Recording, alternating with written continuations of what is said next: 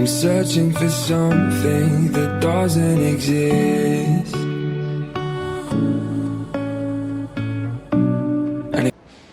Bom dia, meu nome é Karine, sou da Unita Alagoas. Eu e meu grupo, que cursa Engenharia Mecatrônica, vamos apresentar algumas questões sobre combinação linear e geradores no espaço vetorial. Bom dia, galera, eu sou o Jonathan José e vou apresentar a primeira questão sobre combinação linear. Bom dia, meu nome é Emílio e eu vou dar continuidade à primeira questão. Bom dia, meu nome é Luigi e eu vou apresentar a terceira questão, que é sobre o gerador de um espaço vetorial. Pronto, bom, na primeira questão, vamos considerar os vetores V1 e V2, que está com seus valores aí. Vamos verificar se o vetor V é uma combinação linear de V1 e V2. Então, para a gente verificar se o vetor V pode ser escrito como uma combinação linear de V1 e V2, devemos ver se existem escalares para que V possa ser escrito como A que multiplica V1 mais B que multiplica V2. Então, vamos substituir os valores. Onde está o V, o primeiro vetor, substituir 2, menos 1 e 3. Aí igualei, repeti o A multiplicando o valor de V1, que é 1, 1 e 0, mais B multiplicando o valor de V2, que é 0, 1 e 1. Aí temos... Cadê? Pronto, aí nessa parte aqui eu repeti o vetor, o primeiro vetor. Aí na igualdade, multipliquei o A vezes 1 mais o B vezes o 0. Aí A vezes 1A mais B vezes 0 dá 0. Então já coloquei o A. O segundo, A vezes 1A mais B vezes 1B. A mais B, já coloquei no meio. E o terceiro, A vezes 0, 0, mais B vezes 1B, coloquei o B.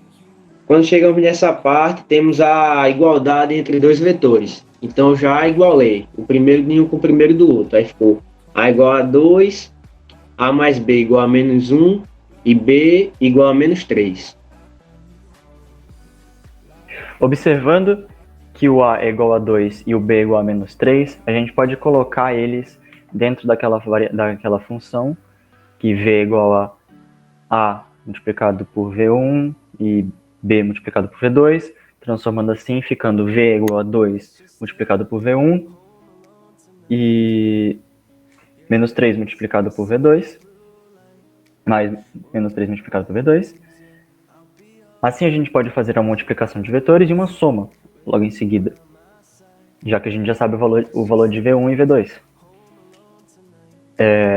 Assim temos menos 2 menos 0, que dá 2, 2 menos 3, que dá menos 1, e 0 menos 3, que dá menos 3. Isso provando que V é igual a 2 menos 1 e menos 3, provando que é uma combinação linear. Considere os vetores V1 e V2 e verifique se o vetor W é uma combinação linear de V1 e V2. Bom, como visto, né, o W é o 0, 2 e o 1. E vamos usar esse tipo, vamos supor uma fórmula, né?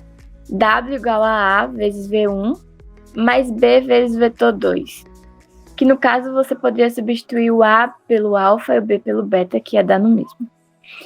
No lugar de W, você vai colocar o valor dele. Substituir os valores, na verdade, né? O V1 pelo V1 e o V2 pelo V2. Você vai multiplicar, que no caso vai ficar... o A vezes 1, que é A, mais B vezes o 0, que no caso não precisa colocar, que é 0. A vezes 1, que é A, mais B vezes 1, que vai ficar mais B, e o A vezes 0, que é 0, mais B vezes 1, que é B. Depois disso, vamos montar um sistema que vai ficar A igual ao primeiro valor antes da igualdade, A mais B igual ao valor também antes da igualdade, e o B igual a 1, também o 1 antes da igualdade. Você olhando assim, já vê de cara que ele não é um sistema, não tem como ser um sistema possível. Porque o A Se você substituir aí 0, que é o A, mais 1, que é o B, vai ficar 1 igual a 2. E é inadmissível, não tem como ser. Então, é um sistema impossível.